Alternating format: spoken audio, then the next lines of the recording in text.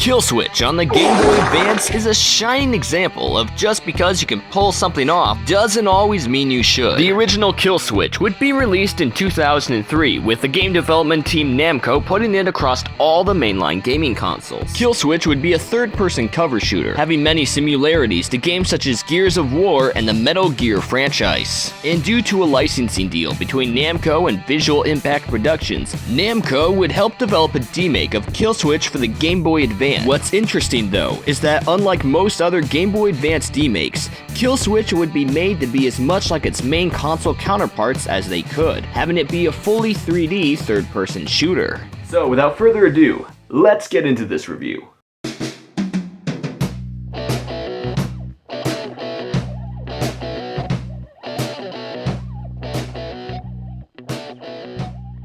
Killswitch on the Game Boy Advance is odd. Killswitch is a rather short-lived experience. Just like me. Consisting of only 6 different levels, each of the levels taking place in a different area. Each mission begins by giving you a simple objective, which is usually an item you have to find or a terminal you need to access. The gameplay is simple but straightforward. Just like its console counterpart, you will need to use your arsenal of weapons and cover in order to survive against the enemies. There's a total of 5 weapons, that being 2 different grenade types, a high damage shotgun that's very inaccurate, and 2 machine guns which you will probably be using most of the time. Killswitch is a very technically impressive game. It runs smoothly while being able to play music and hold a steady frame rate.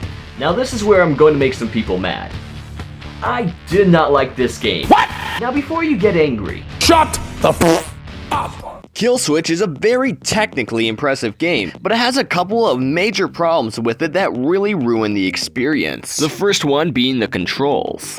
Oh god, the controls! Killswitch has some of the clunkiest controls I've ever played on a Game Boy Advance title, as you not only have to move and aim left and right, but you also have to do it up and down as well. Not to mention, crouching, rolling, and taking cover are all done by using the same button, and the already clunky control scheme only makes this next problem even worse.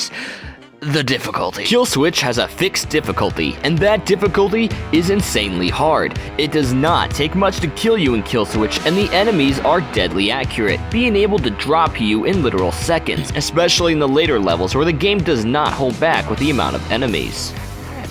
Oops. Crap. Bruh. Pussy. Yeah, bro. Watch out. Pussy. Oh my god. Pussy. There also is a bit of jankiness to Killswitch as well, such as enemies being able to shoot through walls and cover sometimes, which already adds to the already annoying control scheme and the game's unforgiving difficulty.